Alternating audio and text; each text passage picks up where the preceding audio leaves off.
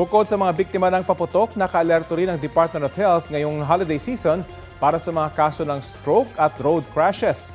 Karaniwang dumarami raw kasi ang mga biktima niyan ngayong kabi-kabila ang mga handaan at inuman. Balita hatid ni Mark Salazar.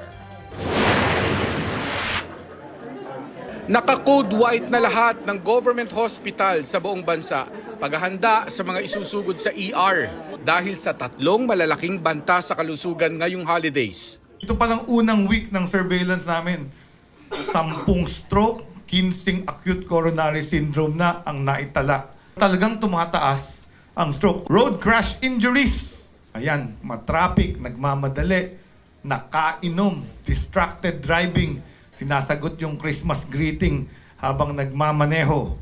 And of course, the firework-related injuries. Sa Philippine Heart Center na main referral hospital ng mga inaatake sa puso at nai-stroke, nag-a-average na sa 45 to 60 patients ang isinusugod kada buwan. What is the link between the stroke and holiday heart syndrome?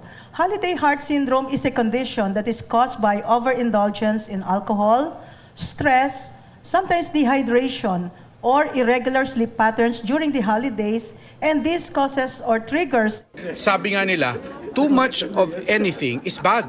Kaya ang paalala, huwag sosobra sa alat, sa tamis at taba. Dahil once a year lang ang Pasko, sinasabi nila, naku, di bali na yung bawal. Kakain sila ng lechon, kakain sila ng matatamis, kahit diabetic sila. Dahil may gamot naman, dahil meron namang pang-cholesterol nila. Famous last words yun kasi they end up in the emergency room. Actually, ang babata na rin yung mga na-stroke as young as 29.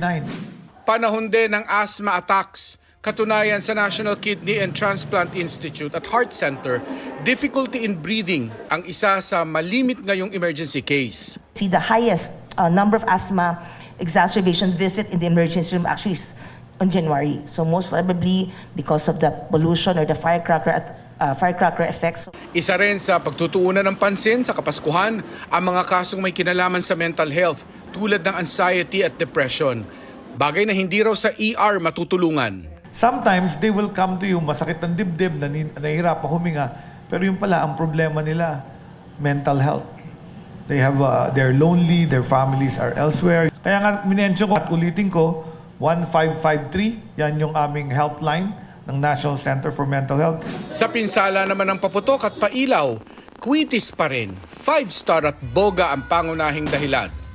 At karamihan ng mga nasusugatan ay edad 10 hanggang 14. Pagdating sa nakababahalang numero ng road crash, 31% ang itinaas ng kaso ngayong taon kumpara nung isang taon. 71% sa mga kaso ay lasing sakay ng single na motor. Number one cause of death of children in the Philippines is road crash injury. Whether that's holiday or not, either a two-wheeler or pedestrian or in a vehicle. Muling paalala ng DOH, huwag makalimot sa gitna ng saya at kinang ng Pasko para ligtas at malusog ang salubong sa bagong taon. Mark Salazar, nagbabalita para sa GMA Integrated News.